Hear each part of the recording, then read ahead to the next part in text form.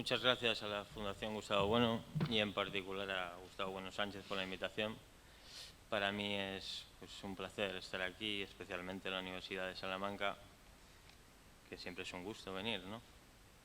Bien, mi ponencia la he titulado Educación y Pensamiento Alicia, y en esta ponencia intentaré aproximarme en primer lugar y decir algunas palabras sobre la primera parte del título, es decir, algunas palabras acerca de la educación. La idea de educación, como veremos, no es una idea sencilla de tratar, pues ella misma resulta indefinida, oscura, de forma que nos oculta una pluralidad de sentidos y de determinaciones que serán objeto de nuestro análisis, entendiéndolo este análisis como un cribar, como un clasificar, desde una filosofía crítica, que en nuestro caso va a ser la del materialismo filosófico de Gustavo Bueno. En segundo lugar, cabrá hacer cosa semejante, creo yo, con la segunda parte del título, a saber, con el pensamiento Alicia.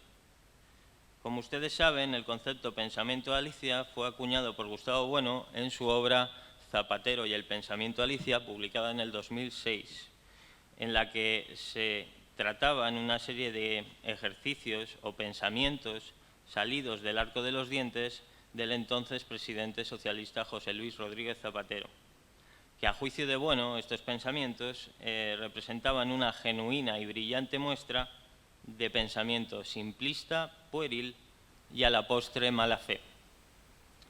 La tesis básica fuerte, digamos, que voy a mantener a lo largo de esta ponencia es la que sigue. El pensamiento Alicia, que hundía sus raíces en el krausismo español del siglo XIX, sigue presente, acaso habría que decir que más presente que nunca, en los currículos, en los planes de estudio y en las leyes regulativas que acaban de entrar en vigor y que han sido aprobadas en la actual legislatura. Finalizaré mi ponencia con una serie de consideraciones en torno a las posibles intenciones políticas que están detrás de la implantación de dicha ley y también unos comentarios sobre las posibles consecuencias.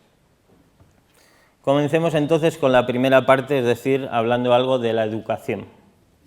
La educación, o mejor dicho, la idea de educación, es una idea que, reclamada así, sin morfología, a secas, al modo de aquellos que reclaman una educación de calidad, carece de especificidad y de significado preciso. Podemos afirmar que estamos, pues, ante una idea lisológica y abstracta, oscura y confusa. Resulta, creo yo, conveniente comenzar una aproximación a esta idea intentando distinguir de forma muy general algunos momentos o aspectos suyos, enfoques, que aunque sean inseparables, sí podemos disociar. Un enfoque, digamos, material y un enfoque formal de la educación. Creo que también vale la pena subrayar el error que cometen muchos utilizando estos tratamientos de manera separada, incurriendo así en tratamientos formalistas de la educación que buscan eliminar o excluir cualquier tipo de contenido material de la educación, centrándose, por ejemplo, en los procedimientos, en el método, en el cómo se enseña y no en el qué se enseña. También hay otro tipo de tratamientos, que podríamos llamarlos tratamientos materialistas o materiales, mejor dicho, de esta idea educativa, de la educación, que, aunque menos frecuentes, dada la dificultad de segregar por completo los contenidos formales de la educación, intentan centrarse íntegramente en las materias que intervienen en el proceso educativo. Pasemos a hablar ya directamente del primer enfoque, el enfoque material de la idea de educación.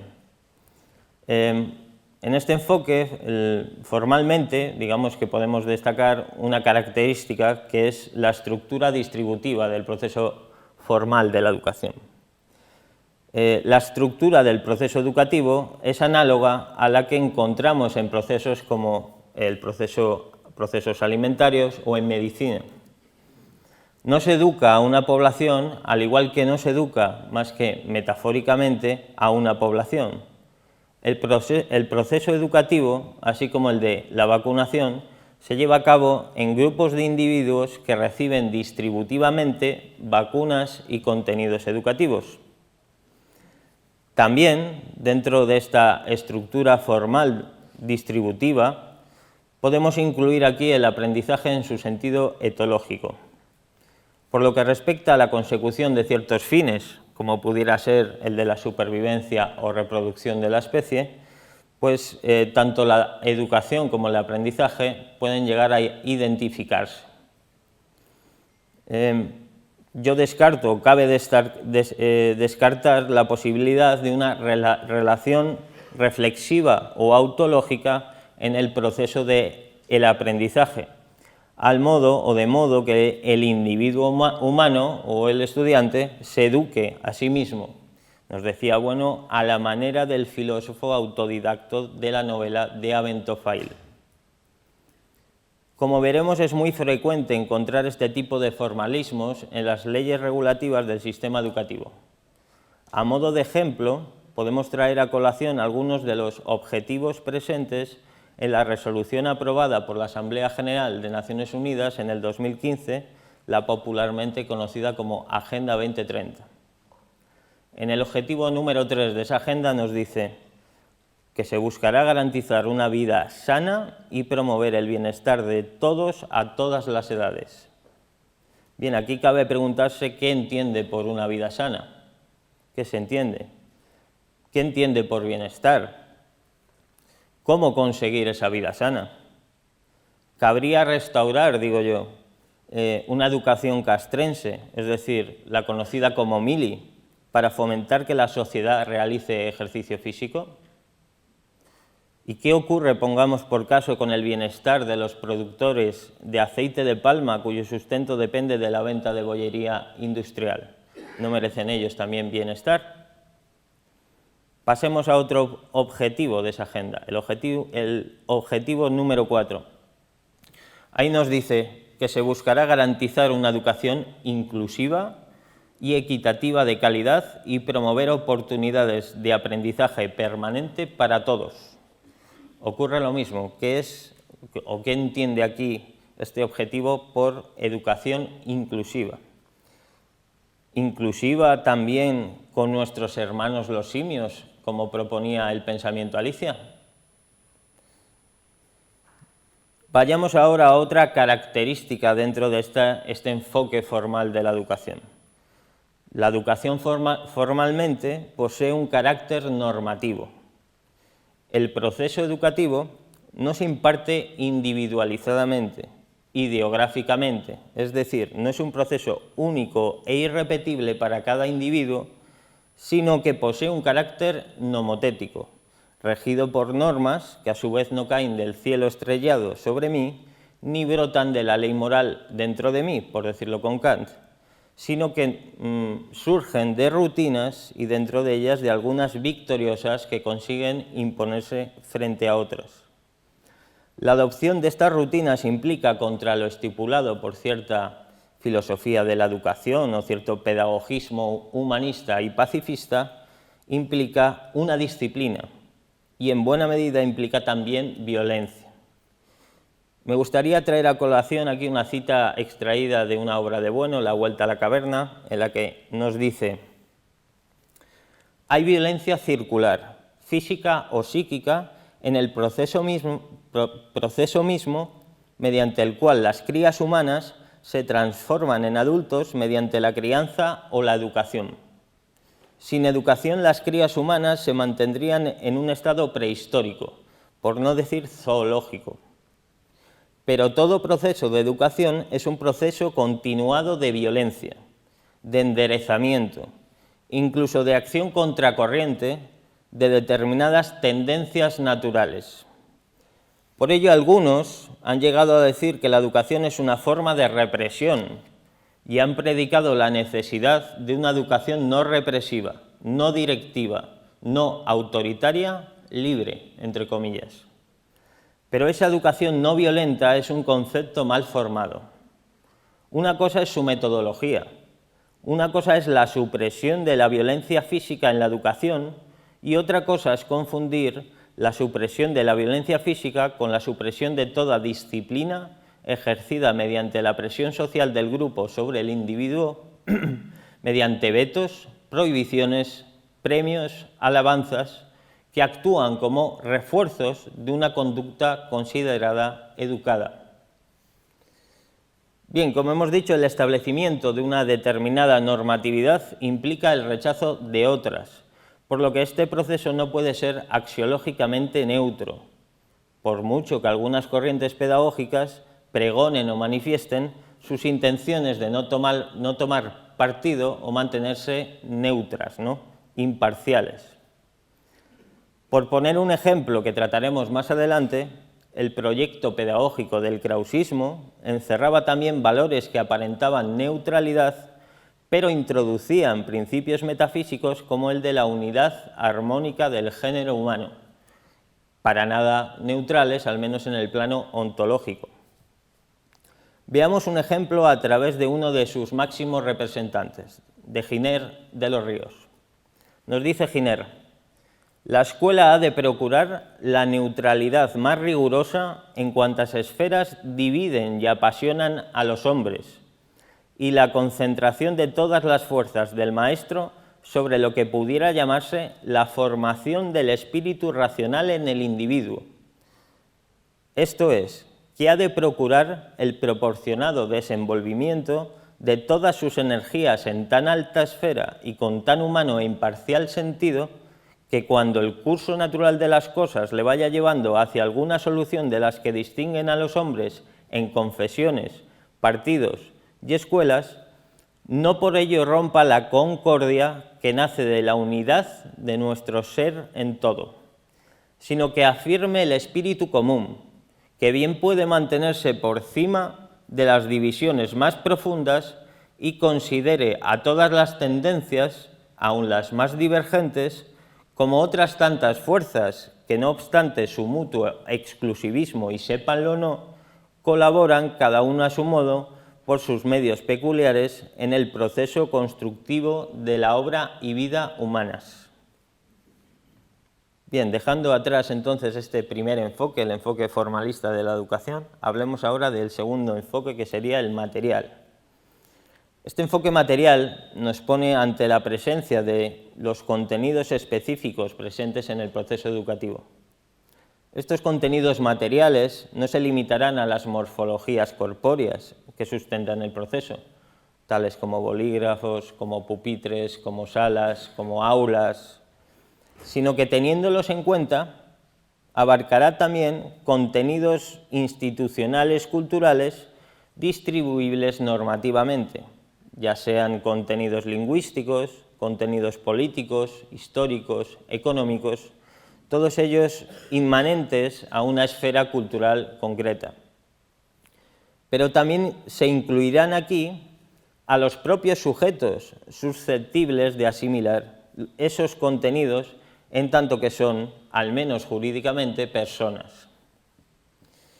Bien, nos serviremos de la declaración, como tantas veces hace bueno, de la Declaración de los Derechos del Hombre y del Ciudadano, aprobada por la Asamblea Revolucionaria Francesa en 1789, para ilustrar, en el mejor sentido del término, la distinción en cuanto a los objetivos de la educación entre una educación para el hombre, una educación genérica, formal, y una educación para el ciudadano, material, específica. La educación centrada en el hombre, en cuanto sujeto de derechos humanos y deberes éticos, tenderá a entenderse como universal distributiva, orientada a formar individuos cosmopolitas, pacíficos, buenos, justos, libres de cualquier determinación, ya sea esta idiomática, religiosa o sexual. Ahora se diría de género. Una educación asentada en estos valores puramente humanos exigirá el vaciamiento de los contenidos materiales específicos, dando como resultante una abstracción, un hombre puro, canónico, que ni existe ni ha existido jamás, es decir, es una ficción. Incluso nos dice, bueno, en el pensamiento Alicia, el llamado canon de Policleto será no ya la representación de un hombre universal, general, a secas, sino que a lo sumo será un modelo de hombre cuyas determinaciones culturales e institucionales no pueden del todo segregarse. Bien, dicho esto, es fácil deducir que la educación para el ciudadano como individuo perteneciente a una sociedad política, ya esté ésta en coexistencia pacífica o no con otras, está dialécticamente enfrentada con la genérica, es decir, con la educación del hombre. En resumen, salvo hipóstasis, no cabe hablar de una educación netamente humana, así como tampoco cabe hablar de una educación ciudadana al margen de los contenidos genéricos. Estamos, por tanto, ante el caso de dos tratamientos o de tratamientos que se dan de manera conjugada en el proceso educativo. Vayamos ahora, dejemos los objetivos de la educación y vayamos ahora a los modos de intervención de la educación, es decir, a cómo se ejecuta o se realiza esa educación o ese proceso educativo.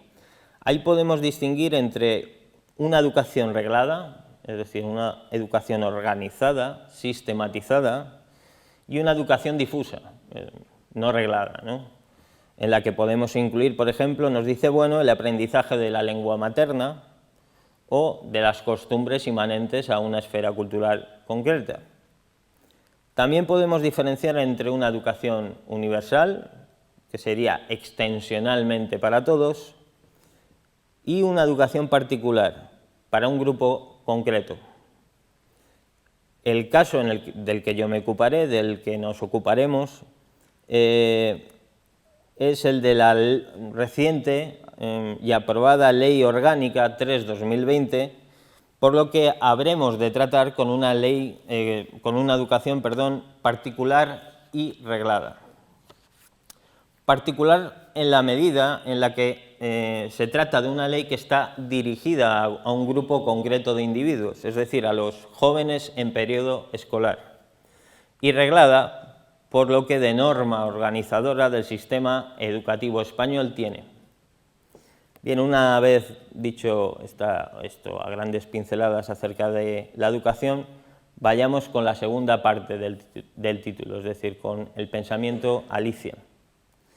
Gustavo Bueno, en el libro anteriormente citado, Zapatero y el pensamiento Alicia, publicado en el 2006, comienza en su introducción ensayando una definición del concepto de pensamiento Alicia. Bueno nos dice que se trata de un pensar invertido, irreal, que procede representándose un mundo distinto del real, un mundo al revés, un mundo en el que no hay fronteras entre las naciones porque ya no hay naciones. Tampoco hay fronteras entre las personas humanas y los simios, porque todos se confunden en la igualdad más allá de la humanidad.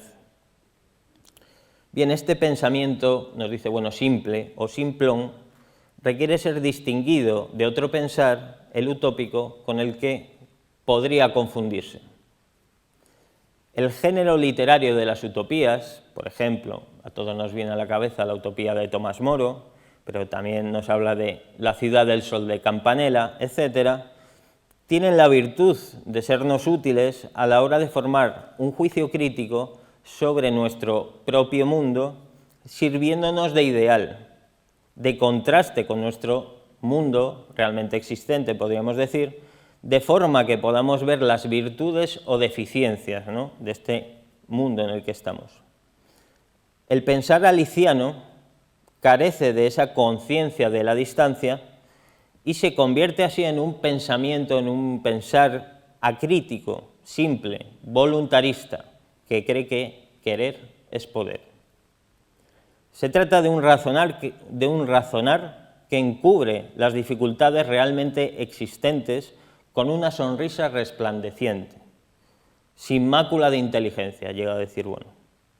Un pensar que se presenta abierto y dialogante, pero que oculta bajo ese talante risueño grandes dosis de sectarismo, rigidez y dogmatismo, en suma, mala fe. Vayamos con algunos ejemplos de pensamiento Alicia que da Bueno en esa obra. Nos dice sobre un tema que trataremos más adelante: sobre la alianza de civilizaciones. Nos dice, la alianza de civilizaciones es el primer paso obligado para alcanzar la paz universal. Sobre la mujer, como mujer no tengo patria, mi patria es el mundo.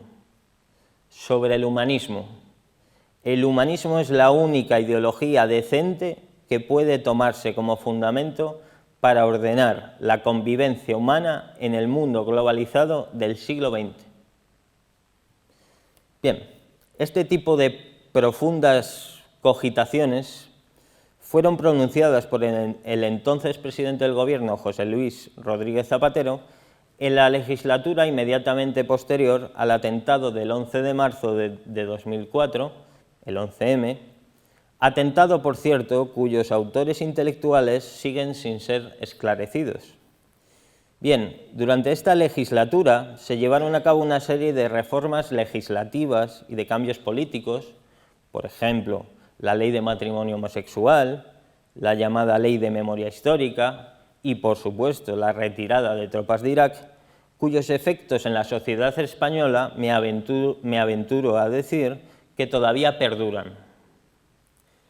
En cualquier caso, esta crítica al pensamiento Alicia no debe reducirse a las decisiones político-prácticas que llevó a término el gobierno de Zapatero, ni incluso Zapatero mismo, sino que debe entenderse, creo yo, como una vivisección de sus fundamentos filosóficos, más ejercitados que representados. En este rastreo de la posible génesis de este pensamiento, Bueno apunta hacia cierta tradición dentro del socialismo español que bebía de los postulados de la institución libre de enseñanza, la cual, a su vez, tomaba sus principios filosóficos de la obra del pensador alemán Federico Krause. Veamos algunas referencias en las que Bueno establece esta conexión entre pensamiento Alicia y el krausismo en la obra Zapatero y el pensamiento Alicia. Ahí nos dice Bueno, es el simplismo masónico, un simplismo sonriente, el del krausismo, que habría de influir en la ideología de una importante corriente del socialismo español. Un simplismo sonriente que, sin embargo, no excluía el enfrentamiento radical con otras ideologías dogmáticas, tales como las de la Iglesia Católica o la de los comunistas o anarquistas radicales, ni tampoco excluía la utilización de las maniobras políticas más sectarias en la lucha partidista cotidiana. Bien, añade un poquito más adelante en la misma obra, como ejemplo eminente de pensamiento Alicia, lo siguiente. Citamos un solo ejemplo. En las historias actuales del pensamiento español figura en un lugar preferente el análisis del ideal de la humanidad de Julián Sanz del Río. Esta obra plagiaria es un ejemplo eminente del pensamiento Alicia, característico del idealismo más blando decimonónico, cuyo influjo ha sido, sin perjuicio de ello, muy notable en España a través de la institución libre de enseñanza y de corrientes del Partido Socialista y afines, hoy en el gobierno. Bien, una última y concisa referencia, esta vez extraída de un artículo publicado en el Catoblepas en el 2012, fruto de la redacción de una conferencia de clausura de los 9º cursos de filosofía de Santo Domingo de la Calzada, dedicados a este tema de la educación, titulada ¿Educación para qué?, y que aparece, por cierto, en la convocatoria de estos encuentros. Nos dice ahí, bueno, pasadas las 2 guerras mundiales y en España, pasada la llamada transición democrática, el pedagogismo krausista volvió a renacer en la forma de un pensamiento Alicia por boca del presidente Zapatero. He recogido estas citas, pero hay abundantes en otras obras y artículos de Bueno. Bien, ahora decir que el pensamiento Alicia, este pensamiento aliciano simple, tiene, como el humo, nos dice Bueno, gran capacidad expansiva, ¿no? Se expande con facilidad. Pero esa capacidad expansiva no es, diríamos, la de opiniones sueltas, deslavazadas, espontáneas, sino que mantienen todas ellas cierta trabazón, cierta sistematicidad, por débil o simple que ésta sea. Detrás de esta sistematicidad alicia es donde podemos encontrar, a mi juicio, la filosofía de Krause, con la que, como intentaremos mostrar a continuación, hay sólidas líneas de continuidad. Es obligado en este punto, creo, al menos en líneas generales, describir un poco el sistema filosófico de Krause y agregar algo de información sobre su vida y contexto histórico. Para ello yo me valido de un conocedor de la obra de Krause como es Enrique Ureña y también de otro conocedor como es Rafael Orden Jiménez. Ureña, por cierto, que colaboró en varios volúmenes de la revista El Basilisco, que hablaremos un poco más adelante. Bien, entonces podemos distinguir dentro de la obra de la vida de Krause tres periodos. Un periodo que se puede llamar idealista y que transcurre en la ciudad de Jena, más o menos entre 1797 y 1805. En este periodo comienza sus estudios universitarios y durante esta estancia también asiste a clases de Fichte y de Schelling. Posteriormente, él mismo empezará a impartir clases como profesor asociado, en alemán algo así como Privatdozent. Al mismo tiempo impartirá las clases que Schelling y que Hegel, teniendo él más afluencia de alumnos que los otros dos. Esto está un poco pensado en contra de aquellos que hablaban de que Krause era un filósofo de tercera, ¿no? Por lo menos en esta época no lo era. Bien, de esta primera etapa, nace su pretensión de reformar la filosofía idealista, principalmente de cuño kantiano, yo creo, y su interés por el conocimiento científico, alumbrando además la idea de un nuevo nacimiento para la mejora de la sociedad humana, de la que, como veremos, va a haber desarrollos en los siguientes periodos de su vida. Segundo periodo podemos llamarlo napoleónico-masónico y transcurrirá en Dresde más o menos desde 1805 a 1813. En este periodo, Krause queda marcado por la entrada de las tropas de Napoleón a Dresde y, por otra parte, como también quedó marcado Hegel, ¿no?, cuando entraron las tropas, que creyó, como todos sabemos, ver en Hegel, en Napoleón, la razón a caballo, ¿no?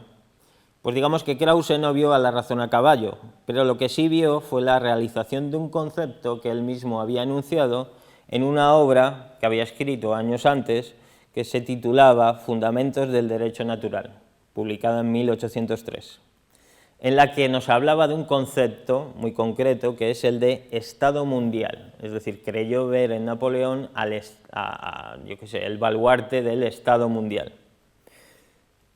Con su iniciación en la masonería a partir de 1805, Krause modifica esa teoría filosófico-histórica del Estado mundial y la subordina a otro concepto que es el de la alianza de la humanidad. Trataremos más adelante de ello. La alianza de la humanidad, creía Krause, es la última y definitiva era de la humanidad, el tercer y último periodo histórico de la hermandad masónica. Bien, durante esta etapa, que quizás sea, durante esta etapa escribirá una de sus obras más influyentes, al menos para el caso español, que es El ideal de la humanidad, traducido por Sander Riono. Esa obra la publicará en 1811. Bien, el último periodo de su vida, que podemos titular un periodo sistemático de madurez y que transcurre entre Berlín y Gotinga, entre 1813 y 1832. En esta etapa se fraguará su sistema filosófico, ¿no?, el sistema krausista, con sus partes, analítica y sintética, y que se plasmarán en una de sus obras titulada Lecciones sobre el sistema de filosofía, publicadas en 1828. Finalmente muere en Múnich en 1832 a los 51 años. Bien, Vamos a hablar ahora un poco de la doctrina filosófica de Krause. Esta doctrina ha sido conocida como un panenteísmo. El panenteísmo afirma que el mundo es en Dios, es decir, el mundo, compuesto por naturaleza y razón, es un conjunto de manifestaciones de la esencia divina.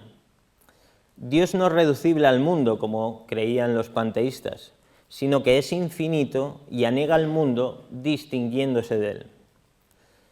Vamos a utilizar un análisis desde el sistema de coordenadas del espacio antropológico, que es empleado por Bueno en un artículo titulado Krausismo y Marxismo, publicado en el Basilisco número 10, para tratar un poco de sintetizar este asunto.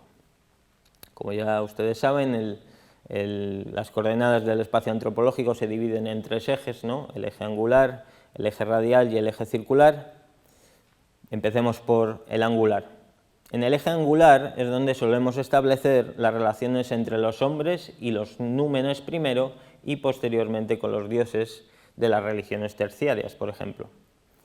Ahí es donde podemos situar ese ser absoluto del que habla Krause, en cuyo seno se encuentra la naturaleza y la razón, que constituyen dos hemisferios infinitos de toda la realidad que está en Dios sin identificarse con él.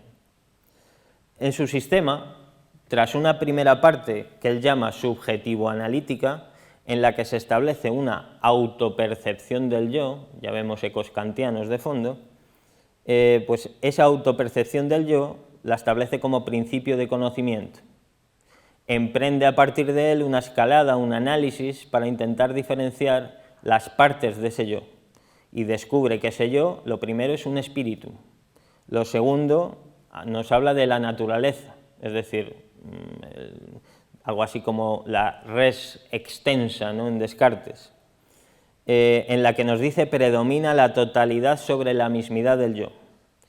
Y en tercer lugar nos habla de la humanidad, que es la intersección entre ambas, es decir, entre el espíritu y la naturaleza. El mundo equivaldrá al conjunto de las dos esferas y su intersección, sobre las que estará ese ser absoluto del que habla Krause. Fuera de este ser absoluto no habrá nada. Este ser absoluto, además, será principio último, que no se demuestra, sino que se intuye, al igual que ocurría con el yo de partida, al que Krause llamaba el yo sin más aditamentos, y será principio de conocimiento, principio de ser y principio de una ciencia una. Es decir, está de fondo ya el monismo y el armonismo, ¿no? Vayamos ahora al segundo de los ejes, al eje radial, que es donde situamos las relaciones entre los hombres con otros términos no antropológicos, es decir, con lo que comúnmente o vulgarmente podemos conocer como naturaleza. En Krause, los contenidos de este eje se aproximan bastante al anteriormente citado, es decir, al eje angular, debido a que concibe a la naturaleza como un ente espiritual, ¿no? Nos dice que es equidigna con el espíritu dentro de Dios. Esta concepción, como ustedes pueden comprender, es muy similar a la de ciertas corrientes ecologistas contemporáneas, como abundantemente demuestra Ureña en un artículo publicado en el Basilisco titulado Algunas consideraciones del panteísmo krausista, ecología y mujer que les recomiendo. La naturaleza debe ser, para Krause, tratada reverencialmente. Hay que tratar de no deteriorar su armonía y su belleza, sino que hay que defenderla e incluso hay que otorgarla derechos a ser respetada y derechos a ser tratada con amor, nos dice. Curiosamente, a modo anecdótico, diré que para Krause hay algunos animales que deben ser exterminados con la finalidad de liberar o de sanar a esa naturaleza de sus propias imperfecciones.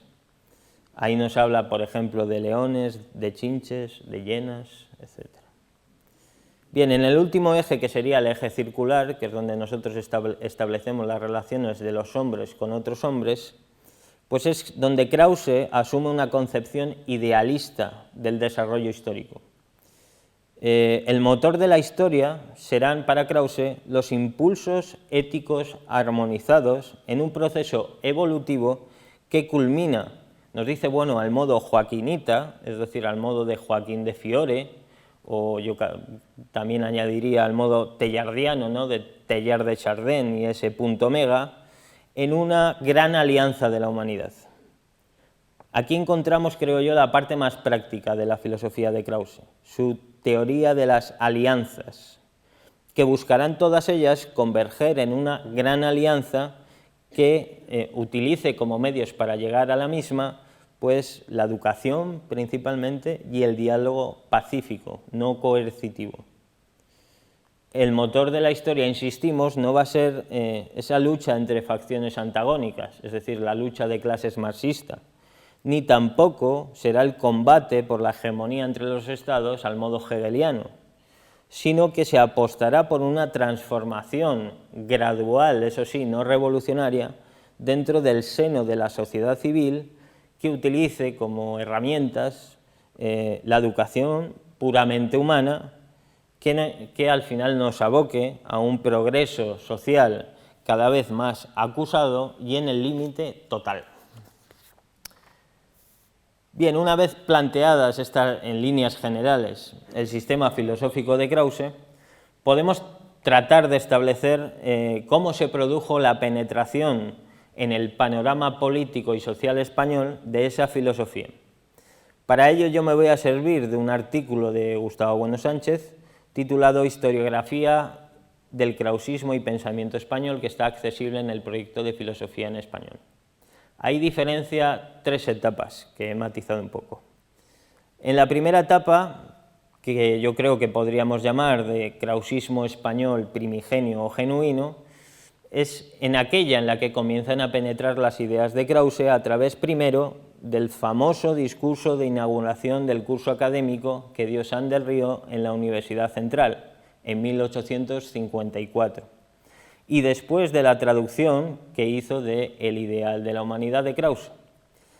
Hay que añadir, por cierto, me parece importante, que ya se encuentran muestras de penetración de estas ideas en algunos juristas vinculados a la Facultad de Derecho de la Universidad Central, especialmente, por citar algunos, Navarro Zamorano y su traducción del curso de Derecho Natural de Arens.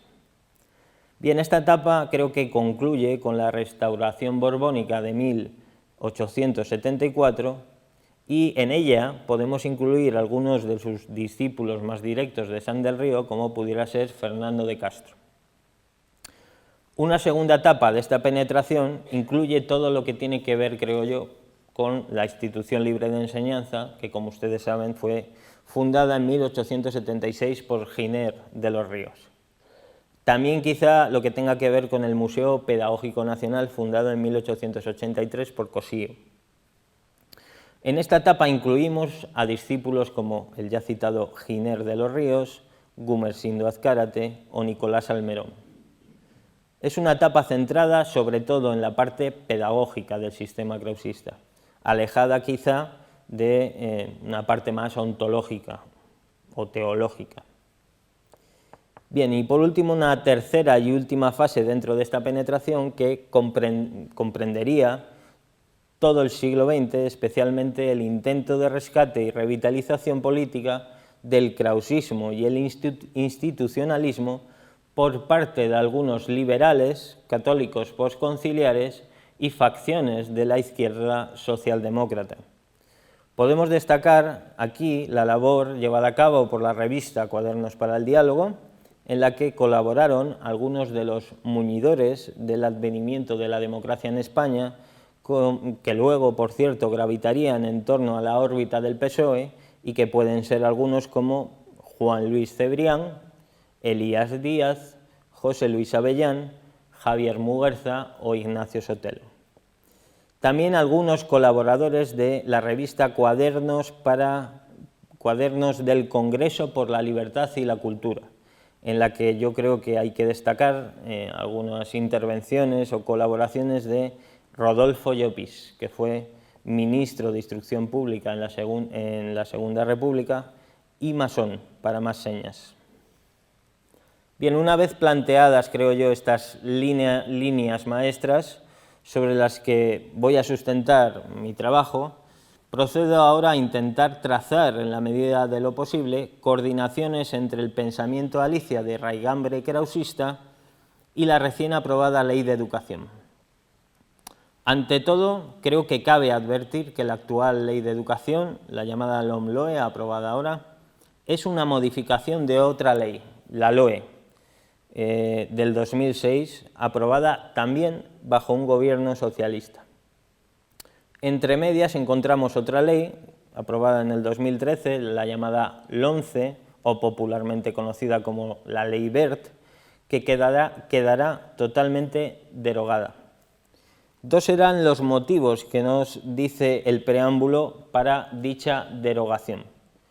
El primero de ellos, importante, nos dice: la LOMCE no se acomodaba a los compromisos educativos planteados por la Unión Europea y la UNESCO, ni tampoco asumía otros de la reciente Agenda 2030 para el Desarrollo Sostenible en lo relativo a la educación, por lo que era necesaria una actualización al respecto. Nos da otro motivo. La LOMCE rompió con el equilibrio establecido por las leyes anteriores que atribuía a la Administración central un 55% de competencias curriculares en el caso de las comunidades autónomas con lengua cooficial y un 65% en el caso del resto. Ahora creo que se ha modificado a 50-50 para las comunidades autónomas con lengua cooficial y un 60-40 para el resto. Bien, entonces, ante estas nuevas circunstancias vitales, por decirlo con Ortega, es necesario introducir, nos dice la ley, nuevos enfoques para tener una educación a la altura de nuestro tiempo, europeo, se entiende, ¿no? Tales enfoques, siguiendo escrupulosamente el preámbulo de la LOMLOE, son 5. Nos habla de un enfoque de los derechos de la infancia, siguiendo lo establecido en la Convención sobre los Derechos del Niño de las Naciones Unidas de 1989. Nos habla también de un enfoque de igualdad de género a través de la coeducación, prevención de la violencia de género, respeto a la diversidad afectivo-sexual, perspectiva inclusiva y no sexista. Nos habla también de un enfoque transversal, orientado a una dinámica de mejora, es decir, progresismo. Cuarto enfoque que atienda al desarrollo sostenible y la educación para la ciudadanía mundial, que incluye educación para la paz, comprensión internacional, derechos humanos, educación intercultural y acción local. Y por último, nos habla del desarrollo de la competencia digital, intentando evitar, como no, la brecha digital de género. Bien, además de estos enfoques en los que hace especial hincapié, nos habla de otros como el bienestar nutricional, la promoción de la salud, la formación integral y el componente orientador. Todo ello dará como resultado, abro comillas, un sistema más moderno, más abierto, menos rígido, multilingüe y cosmopolita. Más aún, esta ley pretende ajustarse a las medidas educativas incluidas en el Pacto de Estado en materia de violencia de género aprobado en el 2017 y se compromete a respetar la singularidad propia derivada de los derechos históricos de los territorios forales, como dispone la Constitución. Vale la pena, creo yo, detenerse en algunos de los puntos más relevantes de la llamada Agenda 2030, puesto que esta, nos dice la ley, sirve de marco de referencia. Esta resolución comienza en su preámbulo presentando lo que quiere ser un plan de acción, nos dice, en favor de las personas, el planeta y la prosperidad. Tan ambicioso plan debe centrarse en 5 aspectos fundamentales, nos dice. El primer aspecto sería serían las personas. Hay que salvaguardar su dignidad y su igualdad. En segundo lugar, el planeta. Hay que promocionar una gestión sostenible para hacer frente al cambio climático. En tercer lugar, nos habla de la prosperidad. Hay que velar porque se produzca un progreso, abro comillas, en armonía con la naturaleza. En cuarto lugar, nos habla de la paz. Se debe procurar alcanzar sociedades libres de temor y de violencia. Afirman con absoluta rotundidad que no puede haber desarrollo sostenible sin paz, ni paz sin desarrollo sostenible. Por último, y no menos importante, nos habla de las llamadas alianzas. Dice que se movilizarán los medios necesarios para conseguir implantar esta agenda mediante una alianza mundial para el desarrollo sostenible revitalizada, que se base en el espíritu de mayor solidaridad mundial. Una vez visto esto, pues presentaré aquí un cuadro, que espero que algunos tengan, que les hayan entregado, en el que intentaré dibujar algunas posibles coordinaciones entre ideas presentes en la filosofía de Krause, el krausismo español, el pensamiento Alicia y la filosofía ejercitada en la LOMLOE y en la Agenda 2030. Por cuestión de tiempo, explicaré a grandes trazos el hilo conductor que justifica la coordinación de la fila 1. Si me fijo en esa fila y no en otras, es porque creo que en ella hay más caudal ideológico y porque creo que en ella se condensan las ideas más interesantes para tratar en estos encuentros. Es decir, la idea de alianza de la humanidad contiene implícitamente, creo yo, ideas como la de la paz y la guerra, así como la idea de hombre, de humanidad, de civilización o de cultura. Empezamos por la primera casilla, por Krause. Ya hemos dicho algunas cosas anteriormente de Krause, ¿no? Krause desarrolló su teoría sobre la alianza de la humanidad y sobre la sociedad en la ya citada obra El ideal de la humanidad, en donde lleva a cabo una filosofía de la historia en la que la humanidad, como unidad de espíritu y naturaleza en Dios, representa el momento cumbre y definitivo hacia el que tiende la historia humana, ¿no? Su telos. Será para Krause la sociabilidad, es decir, habrá una antropología filosófica de fondo que entiende que el hombre es un animal social, más que, digamos, a la manera aristotélica, es decir, como un animal político, ¿no?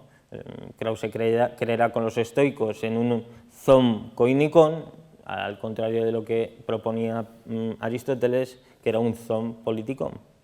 Bien, pues esta sociabilidad innata de este hombre, del hombre, pues le servirá de acicate para establecer asociaciones o, por utilizar la terminología de Krause, alianzas. Hay muchos tipos de alianzas de las que nos habla Krause, que yo no voy a entrar, simplemente decir que puede haber alianzas de religión, asociaciones o alianzas de la ciencia, ¿no? Unas de ellas buscan amar a Dios, otras buscan la verdad, ¿no? Son pequeñas asociaciones libres y que todas ellas quedan englobadas por una más amplia y excelsa, que será la alianza de la humanidad, que, insistimos, es una idea tomada de la masonería, de la idea de hermandad masónica. La alianza de la humanidad albergará y conservará lo puramente humano que hay en cada asociación, independientemente de su raza, de la raza de los individuos de esa asociación, de su religión o de su lengua. Bien, esta alianza además se alcanzará a través de un diálogo pacífico, particularmente también a través de la educación. Seguimos con la segunda casilla, los San del Río y los institucionalistas. Todos ellos comparten estos principios krausistas y los aplican al ámbito educativo, combinándolos con otras filosofías, como pudieran ser las de Kant, las de Rousseau, las de Froebel o las de Pestalozzi. Esta idea de alianza de la humanidad es una parte importante en la columna vertebral de toda su propuesta pedagógica, centrándose esta propuesta en destacar la sociabilidad, lo más humano que hay en cada infante. Algunas de las, aplicaciones de estos principios, que podríamos denominar paidocéntricos y armonistas al campo educativo, pudieran ser los siguientes. Por ejemplo, educación armónica entre conocimiento, buscan la educación armónica entre el conocimiento, sentimiento y voluntad. Buscan a su vez una simetría entre el educando y el educador, entre el profesor y el alumno, ¿no? Incluso ahora diríamos que el profesor aprenda de los propios alumnos, ¿no? Educación, a su vez, que esté en contacto con la naturaleza. Todos conocen las excursiones a la sierra, ¿no?, de los institucionalistas, visitas culturales, ¿no?, etc. También se intentará dar relevancia al juego en el proceso educativo, lo que hoy encontramos a veces con el nombre en inglés de gamificación, ¿no? Harán hincapié también en la coeducación de ambos sexos, la educación mixta. Intentarán favorecer una educación autónoma, sin imposiciones del infante. Aquí encontramos también ecos de la filosofía kantiana, ¿no? Autonomía frente a heteronomía. También abogarán por un rechazo de los exámenes y intentarán desterrar el memorismo y también intentarán evitar hablar de instrucción y preferirán el término educación en valores laicos muchas veces, ¿no? Le darán también importancia a la gimnasia y a la higiene personal. Y por último, hablarán de un proceso educativo único, íntegro, ¿no? Un proceso casi monista. Bien, estas ideas pasan al pensamiento zapatero, ¿no? La idea de alianza, podríamos decir que pasada por el tamiz de la antropología cultural, reaparece en el pensamiento zapatero, esta vez transmutada en una idea de alianza de la humanidad. Esta epifanía que tuvo Zapatero, no sé si en la ONU, quedará positivizada en el proyecto político de algunas alianzas patrocinadas por la ONU y además con destacables representantes como pudiera ser el propio presidente Zapatero, el actual presidente de Turquía, Tayyip Erdogan, Kofi Annan o Federico Mayor Zaragoza, que fue exdirector, creo, de la UNESCO, así como el exministro de Exteriores español, Miguel Ángel Moratinos. Esta alianza de las civilizaciones suponía una pluralidad, se supone, de civilizaciones o de culturas que podían llegar a darse la mano, profundizando, eso sí, en los valores que los unían, es decir, en los valores humanos, ¿no?, que todos compartíamos. En la última casilla ya, en la Agenda 2030, como ya hemos dicho en el objetivo 17, nos dice que se buscará fortalecer por medios de implementación y revitalización una alianza mundial para el desarrollo sostenible, para lo que será necesaria la paz. Bien, una paz en la que todos salgan ganando, nos dicen, fomentando el entendimiento entre distintas culturas, la tolerancia, el respeto mutuo y los valores éticos de la ciudadanía mundial, de modo que todas las culturas y civilizaciones puedan contribuir a su modo al desarrollo sostenible. Esto lo dice en el punto 36. La Alianza Mundial además trabajará con el espíritu de la solidaridad mundial, punto 39.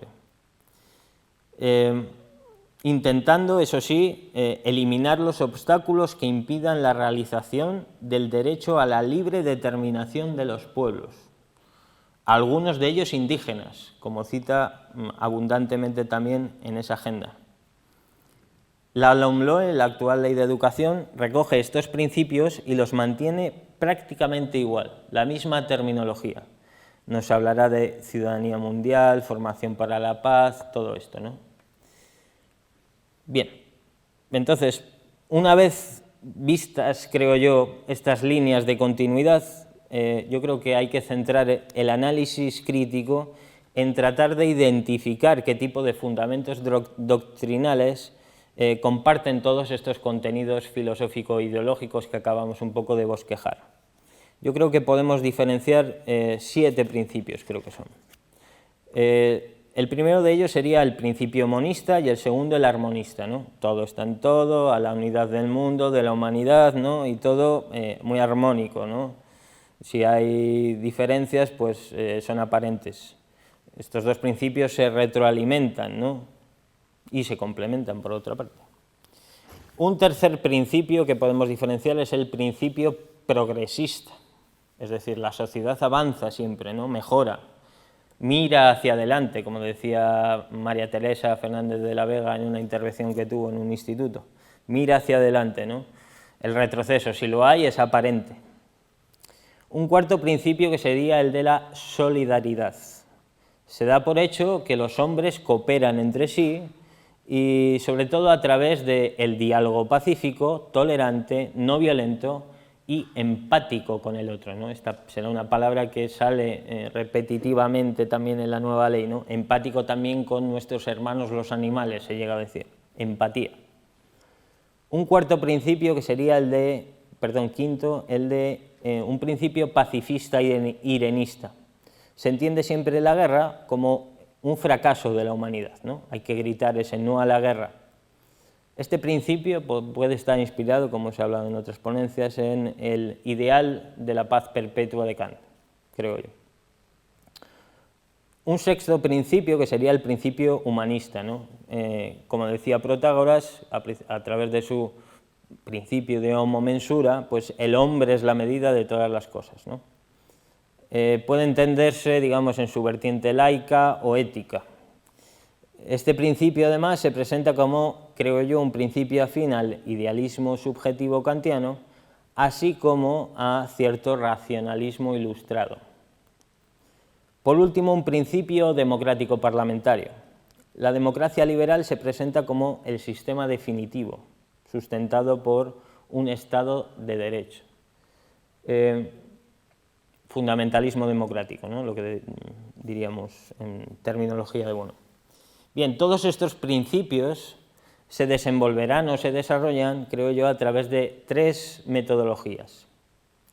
La primera de ellas sería la de petición de principio, es decir, presuponer como dado aquello que se tiene que demostrar.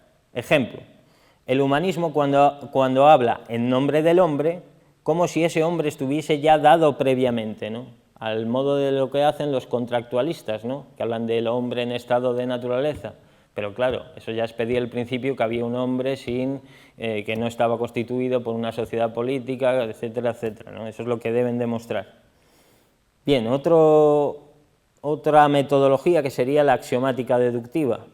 Se presentan estos principios de manera dogmática, ¿no? A la manera de la teología revelada.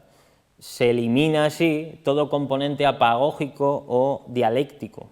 A lo sumo, las posiciones contrarias a estos principios se intentarán encapsular y se responderá oblicuamente desde el plano psicológico, yendo, digamos, directamente a las intenciones del interlocutor y no a los argumentos que está mostrando, ¿no? Bien, estas dos metodologías se podrían reducir en una sola, que es la del formalismo metodológico. Continuamente en estas leyes y en estas cosas que acabamos de ver se están empleando ideas funcionales, sin categorimáticas, al margen de cualquier tipo de parámetros. Se habla de, por ejemplo, el hombre, la democracia, la razón, ¿no? La cultura, la paz, sin dar parámetros. Centrémonos ya, por ir acabando, en la idea de paz que manejan todas estas doctrinas. Se trata, como ya hemos dicho, de una idea sin parámetros, metafísica, incluso mitológica. Es una paz poética que busca mantenerse al margen de las categorías políticas, abstrayéndolas. Una paz, quizá ética, que tiene más que ver con lo que los escépticos llamaban la paz de espíritu, es decir, la ataraxia, la imperturbabilidad del alma, más que con la paz política por antonomasia, que es la paz de la victoria. Me gustaría citar aquí unas palabras también de La vuelta a la caverna de Bueno, muy breves, que nos dice: la paz no busca la guerra, a lo sumo la encuentra, pero la guerra sí busca la paz, es decir, la victoria, el conseguimiento del orden victorioso, que no es otra cosa sino el orden establecido por el vencedor dentro de sus posibilidades de moldeamiento de los vencidos. La paz podría definirse como la situación que dos o más estados han logrado establecer entre ellos a fin de mantener un equilibrio dinámico más o menos duradero. Es decir, está introduciendo el parámetro político y diamérico, ¿no? La estructura diamérica.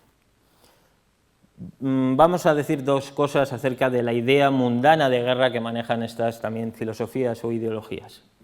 Es una idea mundana de guerra que comprende a la guerra como el producto de un instinto agresivo, primario y atávico que poseemos los seres humanos. Ese instinto puede ser reprimible o canalizable o educable.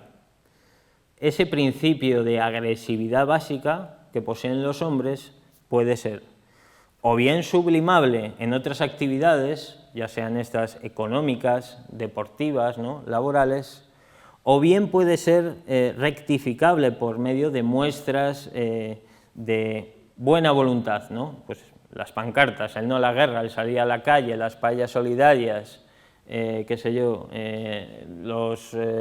estos actos voluntarios, sí, este tipo de cosas.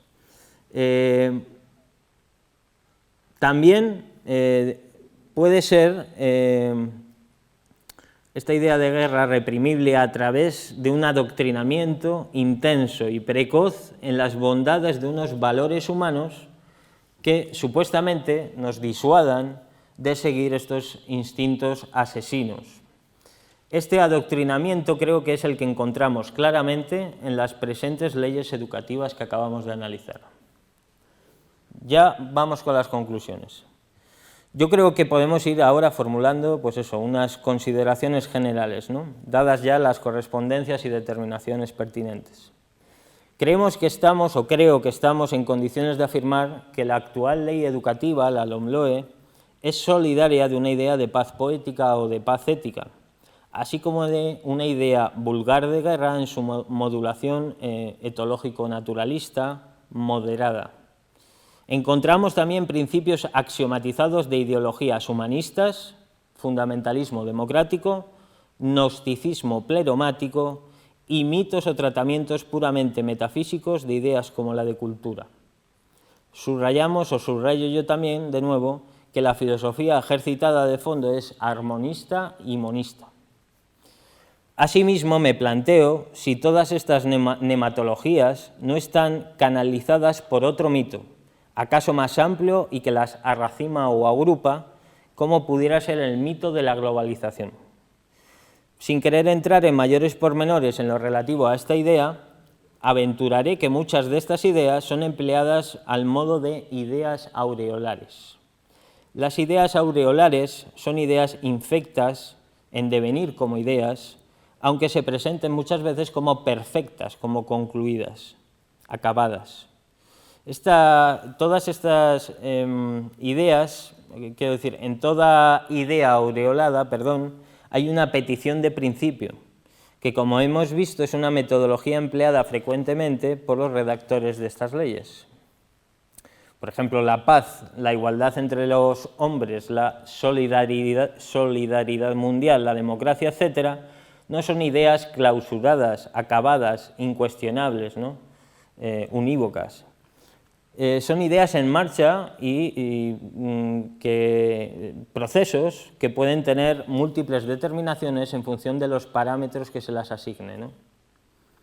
Podemos pensar, por último, que todas estas ideas forman parte de los planes y programas de una idea de globalización muy concreta, la triunfante tras la caída de la Unión Soviética y que se filtra a través de las leyes educativas y que tiene además la utilidad práctica adoctrinadora de un mito apotropaico, es decir, un mito que comporta bienestar, un mito confortable, sedante, que nos guarece hoy más que nunca de los horrores de la guerra. Me gustaría concluir esta charla haciendo unas últimas puntualizaciones. Estas doctrinas que hemos intentado analizar contra lo que podría entenderse a primera vista, digamos, superficialmente, no son, creo yo, inocuas, inofensivas, panglosianas. Los intereses que están detrás de los redactores de esta ley, en cuyo espíritu he creído ver el propio espíritu, entre comillas, krausista, son intereses que yo creo maliciosos e incluso perversos. No creemos que sea, o no creo que sea inocente o accidental el constante borrado del parámetro político. Muy pocas veces se habla de España en esta ley. El formalismo pedagógico o el pacifismo elevado a grado de panfilismo. Creo que detrás de estas muestras de buena voluntad se oculta la hipocresía, el encubrimiento de los verdaderos fines para los que se ha pensado esta nueva ley, a saber, la de convertir al sistema educativo en un órgano estabulador que imparta, mediante cientos de funcionarios esclavizados por montañas de documentos administrativos e informes inútiles, una doctrina estupefaciente oficial para que el pueblo consuma feliz los bienes del mercado globalizado y pletórico. Un mundo feliz como el que nos narraba la novela de Huxley, en el que lo que importa es educar y hablar, pacíficamente, eso sí, aunque no se sepa muy bien para qué. Concluyo con unas palabras, ahora sí, de Gustavo Bueno en su obra La vuelta a la caverna, que me parecen clarividentes sobre este asunto. Dice Bueno ahí: ¿y a qué metodología podríamos en todo caso acudir a fin de lograr esta paz ética universal? ¿Sería suficiente para echar a andar, predicar la paz, con el ejemplo, con su imagen más extendida, a saber, el diálogo cortés y en voz baja, que algunos identifican con el diálogo racional habermasiano? ¿Sería necesaria y suficiente una continuada acción voluntarista de naturaleza ética que pidiese sin más la paz negativa, una acción sistemática que fuera capaz de llevar al ánimo de los hombres un simple rechazo técnico de las armas, de la violencia, que fuera capaz de lograr que cualquier especie de conflicto planteara o se resolviese por la vía pacífica del diálogo? Entre los mecanismos para conseguir esta disposición del ánimo, no solo habría que contar con la acción pedagógica de las escuelas, de los profesores de ética y de los medios de comunicación, sino también de los grandes dirigentes espirituales, el Papa de Roma, el Dalai Lama, sin descartar los procedimientos farmacológicos, alimentación vegetariana, dicen algunos, sustancias tranquilizantes añadidas a la dieta y dispensadas gratuitamente por organismos internacionales, o también terapia de conducta accesible a las masas por medio de la televisión o del sexo. Hagamos el amor y no la guerra. Esta metodología, nos dice Bueno, no sería suficiente, porque el género de orden pacífico que esta metodología podría reflejar e insinuar tendría que incorporar las condiciones que una tal metodología necesita para funcionar. Y entonces la paz reflejada en esta metodología en ejercicio resultaría no ya imposible o utópica, sino indeseable, por no decir repugnante. En efecto, esta metodología tendría que comenzar por dejar de lado los intereses, convicciones, situaciones, opiniones del prójimo interlocutor, cuya mera declaración pudiese amenazar la interrupción del diálogo pacífico. Tendrían que relegar a un segundo plano, con el espíritu de la tolerancia infinita, las prácticas políticas y sociales propias del interlocutor, sus tablas de valores correspondientes y los fundamentos religiosos, mitológicos o metafísicos en los que se apoya, si es que llega el caso. Todo esto debería ser puesto entre paréntesis, porque todo esto daría igual si lo importante fuera que el diálogo continúe, es decir, que continúe el mutuo disfrute de nuestra buena voluntad en apacible intercambio de juegos, actos y opiniones, cuyos contenidos habrán tenido que ser puestos prudentemente entre paréntesis. Dará igual que el otro me revele con convicción una inminente catástrofe apocalíptica que le ha sido manifestada, que me muestre apasionadamente, si es vasco, la historia mitológica de su pueblo, tal como a él se la han enseñado en una ikastola secesionista, o que declare su preferencia por valores irrenunciables de una tabla que es incompatible con la mía propia. Valores que pueden ir desde la apreciación, nos dice, de la orgiolatría al pop rock o al LSD, hasta la neutralización de los caracteres sexuales secundarios diferenciales entre varones y mujeres, o a la condenación de los trabajos que manchan las manos. Todos estos contenidos habrán de ser evacuados. Habría que ponerlos entre paréntesis, porque lo importante es seguir hablando y conviviendo, aunque no se sepa en torno a qué. Pues esto es todo. Muchas gracias.